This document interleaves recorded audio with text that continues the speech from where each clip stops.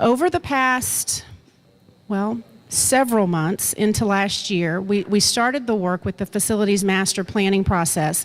And I see some familiar faces, those of you who were with us last year during that process and provided feedback on our educational framework through our Futures Conference, and then joined us along the way as we evaluated our facilities here within Fort Bend ISD to evaluate capacity and continue on to build our capital plan.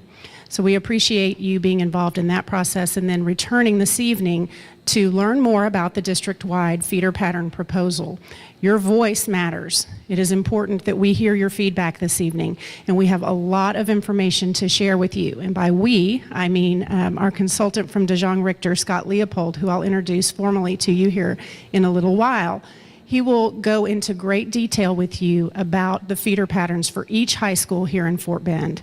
And he will walk you through the current as-is status for the feeder patterns, and then the draft proposed feeder pattern alignment, and how that process, or what we did throughout the process in order to determine what schools are in what feeder patterns and why, and what specific feedback we need from you all as community members around the proposed district-wide feeder pattern. We've taken a very systematic, comprehensive approach to developing this feeder pattern alignment, and it really began last year during the facilities process in a conceptual way with our district steering committee that Scott will speak to more in detail here shortly. And then this summer, the board adopted a local policy, and that's policy FC Local, and that policy and the decision principles really guided the work over the last few weeks of our district administrative team to build this proposal, the draft district-wide proposal that we're bringing to you this evening for your feedback. And this is the first step, or the first stop, if you will, in this process, because we're gathering your feedback around the feeder pattern alignment. Then we're also going to be doing boundary work, some boundaries as a result of aligning our feeder patterns, and some boundaries that need to be reviewed and drawn based on the opening of new campuses. And so we'll be doing some things to balance out our utilization, as well as draw new boundaries for those new campuses. And Scott will talk to you about that. As we move forward over the coming months, or coming weeks actually, we'll come back to you for that feedback around the boundary proposals. And the ultimate goal being to go with our recommendations, formal recommendations for the district-wide feeder pattern alignment and boundaries to the Board of Trustees in January. And so we'll be coming back to you, as I said, for that input around boundaries. And then before the January 26th board meeting, we'll be coming to you with information about the district-wide feeder pattern alignment and our boundaries. Along with that, we have a study going on with our academic programming, and there will be time to engage with the community around that as well. So this evening, get ready to absorb a lot of information, learn a lot about facilities and planning, and how the policy has driven this planning process to align these feeder patterns for what's best for our kids, in hopes that we can get your feedback to make decisions in the best interest of all of our 72,000 plus students today, and how that grows 10,000 plus in the coming years. So again, I thank you for being here and for your anticipated patience and attention as Scott talks you through this and leads you through it, and then we get your feedback. Scott Leopold is with DeJong Richter, and we worked with them through the Facilities Master Planning process. We also have David Sturtz and Alex Boyer here from DeJong Richter, and several members of our district administrative team working specifically on feeder patterns, and our executive team whose direct support to Dr. Dupree, who will be joining us shortly. So I'm going to turn it over to Scott. Thank you.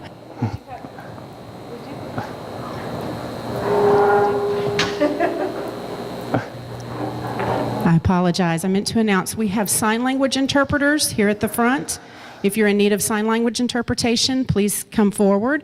And then we have Spanish language translators as well. So if you need Spanish language translation, we welcome you to the front. And I'm going to let them say that to you in Spanish in case you need it. Si alguien necesita interpretación en español, por favor avise. Tenemos receptores, audífonos para que escuchen la traducción. Aquí estamos para servirles. Avisen, por favor. Thank you. All right, am I on? Okay, great. This is an honor to be here again. Just want to give you a little background on me. I'm the actual data guy. I'm not a communications guy that comes out and talks to everybody. I'm the actual one that actually went into all your data, looked at the PASA data, and developed these recommendations or proposed recommendations that you're about to see. This all started, like Beth said, with a conceptual plan that we put together as part of the Facility Master's Plan in December of 2013. At that point, it wasn't a refined plan. It was just kind of a proof of concept to see, all right, well, as we're going through this plan, could we even get to a situation where we have aligned feeders from elementary to high school? And so at that time, we did not have the PASA report, and what the PASA report is, it's a detailed demographic report that's done by a local Texas demographer that takes into account all the development that's planned to happen over the next 10 years. And that was not a part of that original proposal that we put together, and nor was that proposal part of the deliverable in the actual facility master plan. This process, the way this is working is we've developed internally a initial draft preliminary feeder structure, which we're going to go over in great detail today, and then you'll be able to see on detailed posters around the room after I'm through with my presentation. Right now we're collecting your feedback, and so we want to see, what do you think of this proposal? And we have it broken into the 11 feeder patterns, and we just want to know, do you like it, do you hate it? And tell us what you believe the strengths and challenges are to these proposed changes. And once we have your feedback, we'll take that back into the executive committee and then develop a implementation plan for how this is rolled out with specific timelines and dates where changes would occur. Right now, we're talking kind of a big picture strategic. We're looking at the point on the horizon. Are we heading in the right direction? We're really not getting into the details of who's moving when, where. That's going to happen later in this process. We have 2 schools that are going to be implemented relatively soon. We've got Elementary 46 here at Aliana, and this is going to impact possibly Oakland, Jordan, Holly, Oyster Creek, Lakeview, and Mission Bend. We also have Riverstone opening a year later in 16-17, and that would impact Commonwealth, Colony Meadows, Colony Bend, and Settlers Way. And the process has already started to reach out to these schools to put together focus groups to talk about how those changes are actually going to be implemented as those schools open. But we're setting the framework of the feeder pattern to make sure that we're going in that right direction. There's also some other changes that we're looking at to alleviate some overutilization at some schools that are outside of the scope of those new schools. And those are Burton, Goodman, Schiff, Heritage Rose, and then there's a little Brazos Bend Walker Station piece. And they're also included in this process for possible implementation next school year. One big one that we're talking about is possibly aligning the feeders and moving Cornerstone, which will feed to Satarsha, out of the Kempner feeder pattern and into the Clements feeder pattern. And part of the reason for this process is we know that the growth in this community is happening on the periphery. So we've got a lot of growth in the Travis and Bush and Austin areas. And as part of the policy that we're going to go over, in order to address that future growth, we need to pull the students kind of into the center where we have some excess capacity. And another piece of this is we're looking at moving Palmer, which currently feeds through Lake Olympia, and then into Elkins. We're talking about moving that, instead of going into Elkins, into Hightower. And this may be feasible as soon as 2015-16 as well. And also Barrington Place. It's currently feeding to Sugar Land Middle School. We'll be looking at, it's a typo on the presentation, I'll have to fix that. We'll be looking at splitting that between Kempner and Sugar Mill and moving that so that it then splits to Dulles. And I'll go over that in detail here in a couple minutes. Other schools that are involved, Drawbeck is currently feeding to Garcia. We're looking at moving that into the Kempner feeder pattern instead of the way it's currently splitting between Kempner and Austin. First Colony is currently splitting between Clements and Elkins, Ridgepoint and Kempner, and we're looking at cleaning that up, and that could start probably in 2017-18 when Elementary 15 comes online, which we're not actually talking about implementing in this process, but a few years down the road because that's still 3 years out.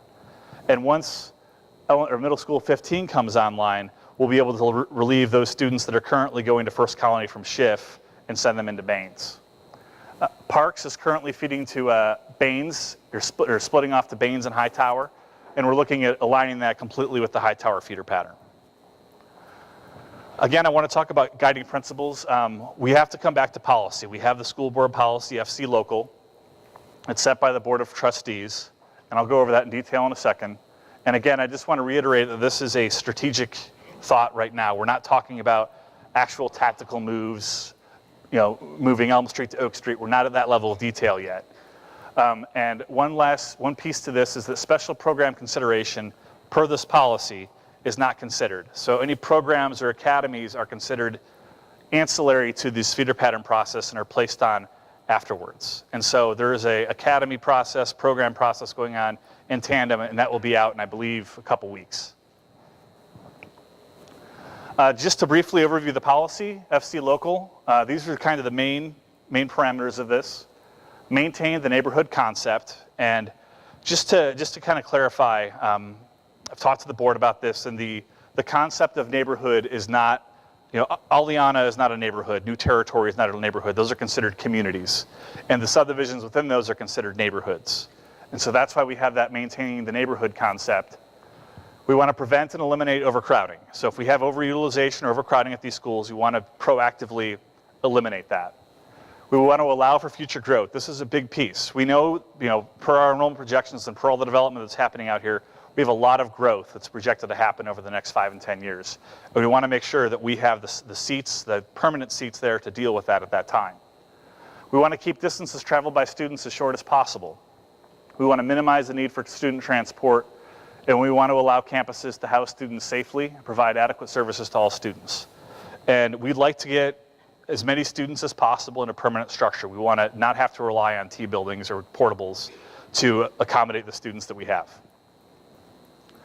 Some of the terminology I want to go over, a feeder pattern. A lot of people may wonder, well, what is a feeder pattern? And quite simply, a feeder pattern is the way in which an elementary school feeds into a middle school, and in which the middle school feeds into a high school. And so this is an example right here. This is the current Hightower feeder pattern. Hightower is fed by 3 different elementary schools. You see 6 up here, but these are actually split in between 2 middle schools. And so Parks splits 95% to Lake Olympia and then to Hightower. The other 5% goes through Baines and then to Hightower. And so that's an example of an elementary split. And this middle school split, we've got Lake Olympia, and we have this 70% right here to Hightower. And in Baines, we have this 10%. And these numbers don't add up to 100% because these percentages refer only to those schools. And so Lake Olympia, because it splits 2 different directions, we have a 2 right here. And this is the 70% that goes to Hightower. The other 30% feeds to Elkins and is on the Elkins feeder pattern. And so as we're looking at these the percentages around the room, once those charts are all up, you'll see these same charts for every single feeder pattern for the current and the proposed. That's how you read them. The percentages refer to the percentages of those schools that feed on to the next level. And so a boundary change. A boundary change, very simply, is the act of changing a school that a specific address or student is assigned to. Generally, this happens outside of a transition year. And what I mean by a transition year is 5th grade to 6th grade is a natural transition year because you're moving from an elementary school to a middle school. And a boundary change, due to overcrowding may happen. It may be one of the situations that I've illustrated here where this currently is the current Hightower boundary. And so we can see we've got Parks, Goodman, and Burton. And this illustrates the split. So here is the middle school boundary along FM 521. And you can see these students split to Baines. These students split to Baines, and these students all split to Baines. And then they all come back together at the high school level. What we've done here to illustrate a boundary change is we've changed these students that are currently attending Goodman and Burton to Heritage Rose Elementary School. And so those students would then be aligned with the Baines feeder pattern. They would go to Heritage Rose, and then to Baines, and then on to Ridge Point High School. And now a feeder alignment is a little different. As you can see, the actual Parks boundary did not change. It's the same for the current as it is in the proposed, but we've just changed where it goes to for middle school. And this can be a gradual change where we're not going to take students that are already residing in this area that are going to Baines. We'll gradually feed it through. So once a plan like this is implemented, at 6th grade, instead of these students going to Baines, they would just continue to feed into Lake Olympia. And so that's how we differentiate between a boundary change and a feeder alignment. And this change could affect students kindergarten through 5th grade, whereas this change, if implemented in a phased process, would only affect students that are going through that natural transition anyway.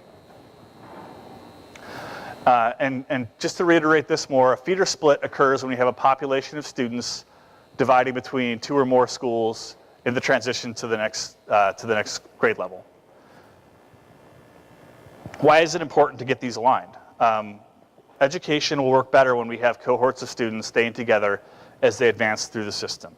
We want to have, in an ideal situation, we'd have many elementary schools exclusively feeding into one middle school, and then maybe two middle schools feeding into one high school. But in our current configuration of schools, we have 11 high schools and 14 middle schools. So we know that we're never going to get to a perfect feeder scenario. This also aligns program continuity, because we'll know that we're going to have students with the same staff, kind of K-12, in that same cohort as they move through the system. And it builds that sense of community and school spirit. And it's also a proactive way to anticipate the future. There's value in being able to say, well, if I go to this elementary school, I know that I'm going to middle school B and high school A with my entire cohort. So that's something that's very important to parents. How many splits do you think we currently have in FBISD? We currently have 34 splits from elementary to middle school and 16 splits from middle school to high school. And these are all varying percentages of splits. They could be anywhere from 50-50 splits, where we have, say, one middle school splitting into 2 high schools, kind of 50-50, or it could be like a 6-way split. Holly is currently feeding in 6 different directions for middle school and high school. Under this proposed plan, we would go from 34 at the elementary level down to 6, and at the middle school level, we go from 16 down to 5. And so that's a big change. And depending on how it's implemented, it could be, we could implement as many of these changes as we could at transition, but that does have facility implications. So as I go through this feeder structure, I want you to keep in mind that this was developed internally. It's based on the PASA projections. We're not going to talk too much about numbers today, but we've been through these scenarios and we've been able to go in and illustrate that these will work for the next 5 years. They may need some tweaks due to implementation strategy or changes in demographics, but in general, the strategic look at it will function over the next 5 years. And if something comes out in this community feedback that we need to take a closer look at, we want to know. And so that's another reason why these are subject to change. I just want to start off. This is a page out of the PASA report, and this is FBISD, and you can see the areas in blue are areas of slower growth, and the areas in red are areas of higher growth. And so you can see over here we've got Oleana, Harvest Green, Mission Vista up here, and there's a lot of anticipated growth in this area. And this just further illustrates that to address this growth, we need to kind of pull our boundaries into the center, or maybe even to the east a little bit. And so the way this is going to work is I'm going to go through each of these, and then we have an implementation questionnaire in front of you, and some of you have probably already looked at it. And once I go through all these, I want to give you guys probably 5 or 10 minutes just to go through that questionnaire. And it has one question about double moves, which I'll explain here in a minute. And then it's going to ask you to provide any questions you have about the process. We're not going to have an open mic tonight because we want to compile a frequently asked questions list that we can post on the website so that everybody can see it, not just the people that are here today. But as you fill that out, before you go out to the individual boards that we have up there, please turn them in, and we'll go through these tonight and see if there's anything that is kind of jumping out as a question on these sheets that we need to announce for kind of the good of the people tonight. And so once I go through this, take the time to do that, and then after that, we're going to have green questionnaires. Can someone hold one of those up? Someone's got them somewhere. We're going to have green questionnaires that are associated with each individual feeder pattern. And they're actually, there's one questionnaire for everything. It's a generic kind of one-size-fits-all questionnaire. And the first question is, what feeder pattern are you looking at? And then please rate your level of support for this proposed change, and then give us your strengths and challenges. And so as we get into that process, those are the green sheets. And you're welcome to fill out one for each feeder pattern if you like, or if you just want to fill out the ones that you are intimately familiar with, that's fine too. And so currently, this is the Travis feeder pattern, and Travis is currently fed by portions of 4 middle schools. We've got Bowie, Satartia, Hodges Bend, and Crockett, all feeding up into Travis. And we've got portions of Jordan, Seguin, Mission West. Brazos Bend feeds 100% into Satartia and then into Travis. But for the most part, a lot of these schools are split. In the proposed feeder pattern, we'd be eliminating the number of middle schools serving Travis from 4 down to 2. And so we would have Oakland, Elementary 49, which is Harvest Green, scheduled to open fall of 2017. Pecan Grove, all feeding 100% through Bowie and then on to Travis. We would have a portion of ES 46 at Aliana, the majority of it feeding through Bowie into Travis. We'll talk about the other piece of this, and the dividing line that we currently have for this is Airport Road. Students north of Airport Road in Eliana would go to Bowie and Travis, and students south of it would go to Garcia and Austin. And then Brazos Bend would continue to feed through Satartia. And so here's an example of the map. And again, these will all be shown after I'm through all 11 of these up on the boards that we can look at in greater detail. So this shows the current bush boundary, and this is in purple. The high school boundaries are in purple. The middle school boundaries are in orange, and then the shaded background colors represent the elementary boundaries. And so you can see we've got a large portion of the Travis boundary coming up here and taking a large portion out of the Holly and Mission Glen areas. And as you can see in the proposed plan, we've kind of brought this in to kind of contract this boundary to make room for that anticipated growth in the Harvest Green and the Aliana area. And so that's, again, per policy, anticipating future growth and planning for the future. Okay. Austin. Austin is currently fed by portions of Satartia, Garcia, and Bowie. Walker Station feeding 90% into Satartia and then into Austin. Also got 6 different pieces of 6 different schools feeding through Garcia. And then Pecan Grove, I think there's a little apartment section that's feeding through Bowie. And then a portion of Lakeview feeding into Bowie and then into Austin. In the proposed scenario, we'd be going down to 2. We would still have that 1/3 of Satartia. And one thing in this plan is Satartia is currently splitting 3 ways between Travis, Austin, and Kempner. And it's still going to split 3 ways just based on where it is. And again, we have that challenge of those 14 middle schools and the 11 high schools. But we're going to have Oyster Creek feeding 100% through Garcia, 75% of Lakeview, and then the remaining 20% of Aliana into Garcia and then into Austin. And so here we're showing the current boundaries in the purple. And you can see here's this piece of Bowie that's coming in. This is the Lakeview portion that's going into Bowie and then to Austin. In our proposed scenario, the majority of Austin is going to feed everybody into Garcia and then into Austin High. And then this Walker Station portion down here will continue to feed through Satartia into Austin. So it eliminates this split off here of Bowie. We've also taken this current feeder which splits actually Drawback Elementary. They all go to currently Garcia, and then they come to Garcia, and then they split almost 50-50 between Austin and Kempner. And what we've done in this proposal is we've taken the boundary in to accommodate for that future growth, and we've zoned all the Drawback students into Sugar Mill Middle School, or Sugar Land Middle School, and then into Kempner. For Bush, Crockett, Hodges Bend, Garcia, currently feed into Bush. Pieces of Jordan, Seguin, Mission West, Holly, Mission Bend, Mission Glen, and Fleming all feed into Bush. And what we've done is we've made Crockett a pure elementary to middle school to high school feeder. So Jordan, Seguin, Mission West, and then elementary 50 at Bush would all feed through Crockett 100% into Bush. Hodges Bend still kind of remains a split with 100% of Holly, Mission Bend, and Mission Glen feeding through Hodges Bend and then into Bush. The only split here is actually Arizona Fleming. Fleming would feed through Hodges Bend and then split off to Kempner.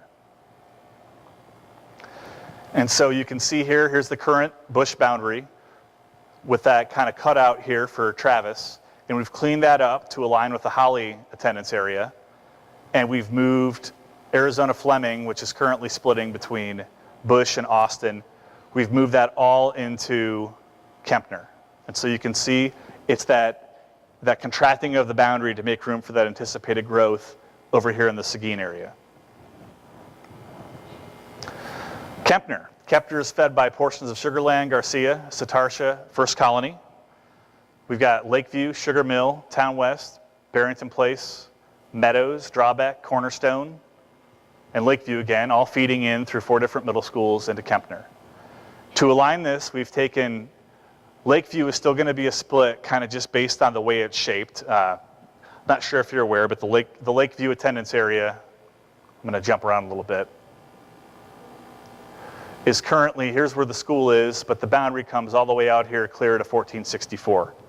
And so, because we don't have a lot of facilities over here to accommodate this growth, we're still going to have that need for Lakeview to draw students from the west into the central part of the district.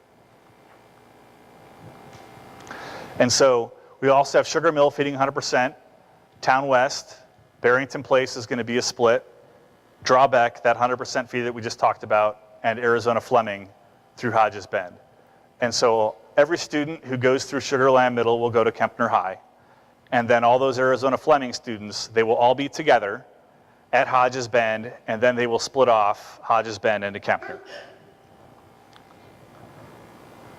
So here's the map, and we can see here's the current split on Drawback between Austin and Kempner, and we've cleaned that up, and you can see we've taken the attendance area on Kempner, which currently goes to Town West. We've taken that up to capture that Arizona Fleming boundary.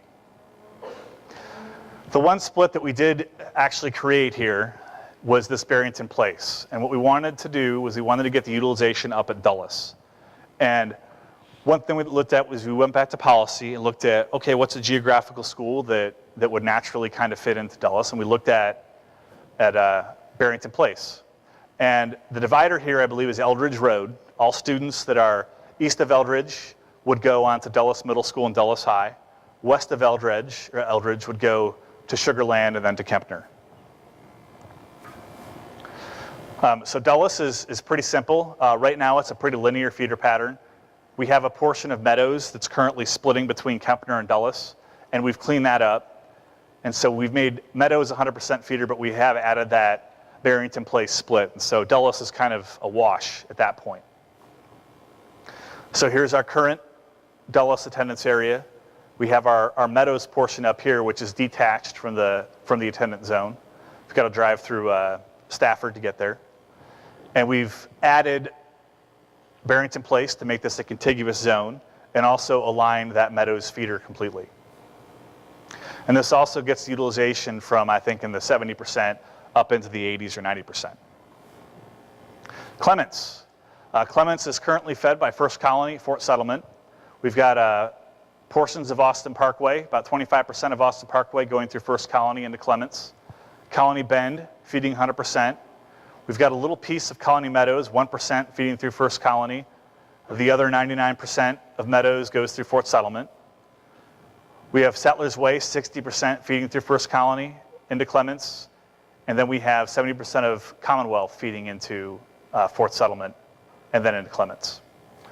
In this proposal, we've actually increased it here. We've gone from 2 middle schools up to 3. And we've moved Cornerstone, which currently feeds through Satartia, into the Clements feeder pattern.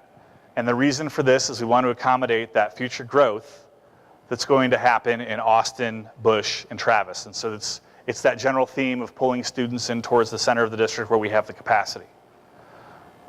The live-in utilization, and I want to reiterate that everything that we're doing here is based on the live-in population. So the live-in utilization at Clements, I think, would go from about 85% into the 90s with this move. Settlers Way would still split between First Colony, or it would split between Clements and Elkins.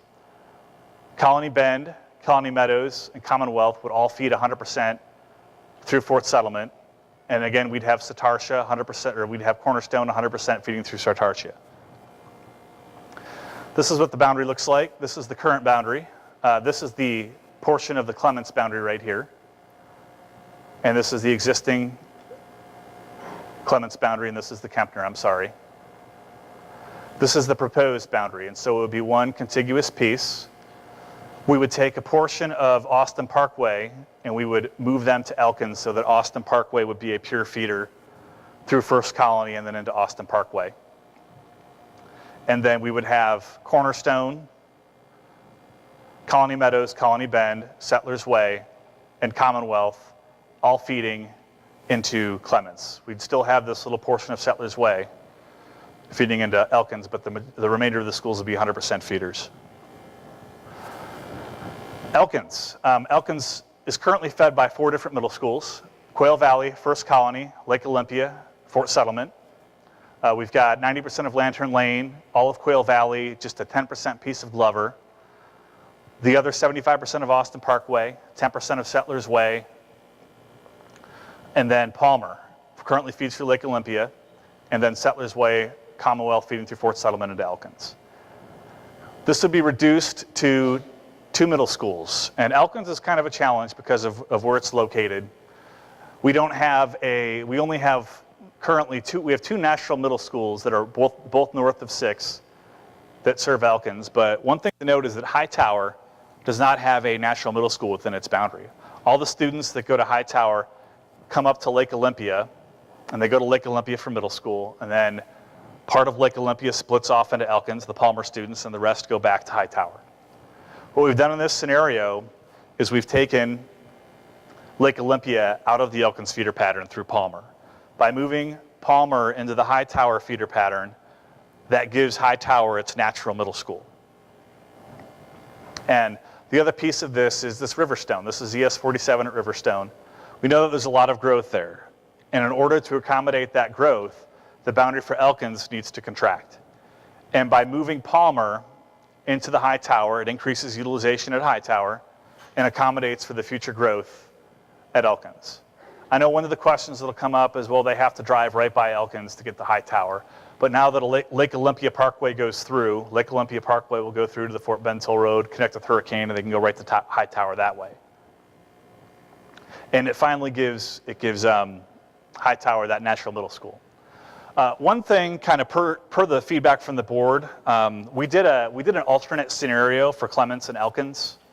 And what this did is we kind of maintained the middle school boundaries kind of as they are today, because currently the area that is going to become, or is Riverstone, that will be that elementary school, currently feeds through Fort Settlement and then goes back to Elkins. And the first proposal that we did, we have it as a 100% feeder to First Colony.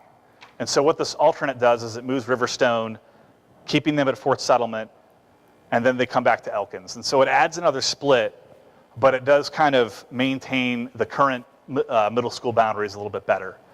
One other piece to this is this does move Colony Bend out of Fort Settlement and into First Colony. And so this just shows kind of the zoom in of this alternate scenario. And that'll be on the questionnaire that you guys have that we're asking you to evaluate. So if you like the alternate better than the proposed scenario, it's on there, and we'd like your feedback on it. Marshall. Marshall's currently fed by Missouri City for the most part, portion of McAuliffe, and a little piece of Quail Valley. And to clean this up, we just made it a pure feeder, Hunters Glen, Jones, Glover, and Armstrong, into Missouri City, and then into Marshall. And in the current boundaries, there's this little portion of Lantern Lane, which currently goes to Lantern Lane, Quail Valley, and then feeds to Marshall. And that's a low percentage split. And so to clean that up, we just move them into, we align with the Lantern Lane boundary, and we move them into Elkins. And with this Glover piece here, we currently have this piece of Glover, because the school is actually within the Elkins feeder pattern. We aligned it with the Glover boundary to make it a pure feeder up into Marshall. Willow Ridge is a pretty similar scenario where there's some low percentage splits that we were able to clean up to make this a Briargate, Ridgegate, Blue Ridge, Ridgemont, feeding into McAuliffe and then into Willow Ridge. And you can see we currently have a piece of, I believe, Briargate that is splitting between Missouri City and McAuliffe, and then they all come back to Willow Ridge. And we've just cleaned that up so that it's a pure feeder from elementary school into McAuliffe and then into high school at Willow Ridge. Okay, Hightower. As we've talked about this before, this is our example. Hightower currently splits between Baines and Lake Olympia. And what we've done here is we've aligned this feeder. We've done some boundary changes. And as you look at these, as we have them up there, if you see a school that is outlined in yellow, that means that there is some kind of boundary change associated with that to make that feeder work. And this Goodman-Burton change is what we illustrated before. We're moving that area that is east of 521 south into Heritage Rose. And we've added Palmer to this feeder pattern so that all 4 of these schools feed vertically 100% into Lake Olympia and then into Hightower. And so this gives Hightower that natural middle school. And so here we have our current boundaries where we have Lake Olympia and Palmer feeding into Elkins. And here are our proposed boundaries where we have all of Palmer feeding into Lake Olympia along with Parks, Goodman, and Burton, and then onto Hightower. This portion of Burton and Goodman has been shifted south into Heritage Rose, and then Parks has had its feeder aligned to perfectly align with Lake Olympia. And so this gives a nice, pure 100% feeder to Hightower. When we look at Ridge Point is currently fed by Baines, which is currently splitting between Ridge Point and Hightower. We've eliminated that split by having Schiff, Sienna Crossing, and a portion of Heritage Rose feeding into Baines. And then when Middle School 15 comes online in 2017, the remainder of Heritage Rose, Scanlon Oaks, and Elementary 48 at Sienna South would feed through Middle School 15 into Ridge Point. So the adding of Middle School 15 makes feasible the removal of this split, which is currently the Schiff area. These students come all the way back up to First Colony, and then they come back to Ridge Point for high school. And so this would, once Middle School 15 is open, this keeps all the Schiff students together at Baines. And we know that we've got some overutilization at Schiff. We've made some boundary changes in here as these additions come online. And again, this will be detailed further along as we get into the detailed implementation of this process. But we've been able to move these students that currently reside off of off of 6. We've moved them into Heritage Rose to fully utilize that school and to take some of those students out of Schiff to get that school into the manageable threshold where we can put an addition on it. And as you can see right here, we've drawn a boundary for Elementary 48. And what's really interesting about this is if we count the number of students that are in this proposed zone now, there's 0. But as the projections move through and as that growth in Sienna South continues, that's going to be over 1,000 students in 10 years. And so again, we're planning for that future growth. I just kind of want to go through some frequently asked questions that we've kind of compiled internally first. And then based on your feedback today, we'll add to this, and this will be posted on the website. What was used as the basis for drafting these proposed feeder patterns? I don't live here. I don't pay taxes here. I have no vested interest in doing this. I just want to do what's best for all the students in Fort Bend. And we've stuck to policy. We've used that FC local that we went over earlier. And if anybody has any questions about the policy, we've got copies of the actual policy as it's written in a handout form if you want to read into it, and it's also on the district website. Which boundaries are going to change and when? I've got a feeling that a lot of people are going to want to know the answer to this question. The implementation plan is ongoing and will be guided by community feedback.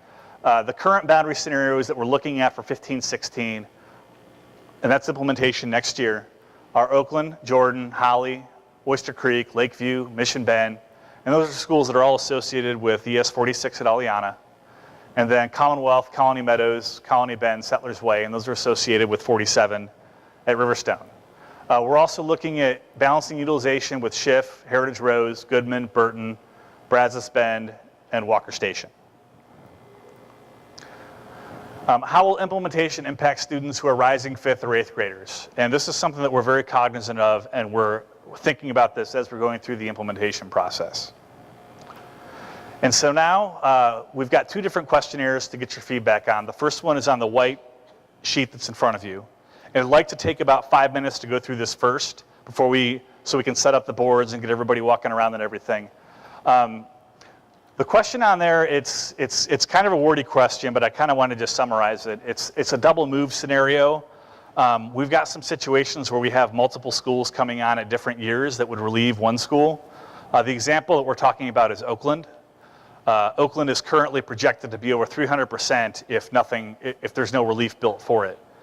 But there are some situations where students may be rezoned to elementary 46 that may ultimately end up in 49.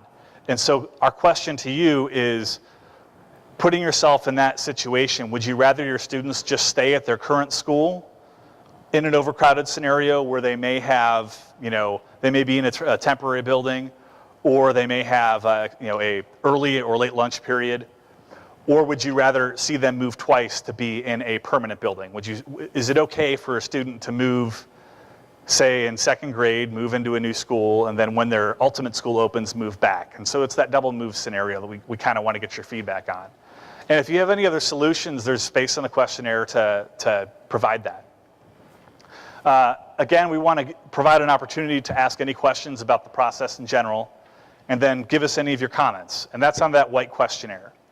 And so when you're done with that, please do that first, and then we'll set up a box up here for you guys to hand those in at, and then you can pick up the green ones as you go around the room to look at these feeder patterns in detail. And I'll be running around, David and Alex will be running around just to answer any questions you have about that, about those specific feeder patterns, about interpreting the maps and those kind of things. And so as we set things up, we're going to have Austin, Bush, and Travis over here on this set. We're going to have Clements, Elkins, and then the Clements-Elkins alternate on that wall over there. And then we're going to have Kempner, Marshall, Willow Ridge, Dulles, Ridge Point, and Hightower in the back. And so at this point, I'd like you to just take some time and go through this. If you've got any questions about the questionnaire in general, just raise your hand and I'll come out and I'll help you. And so let's give this until about 10 till, and then we'll start to disperse out and look at these individual feeder patterns. Yeah.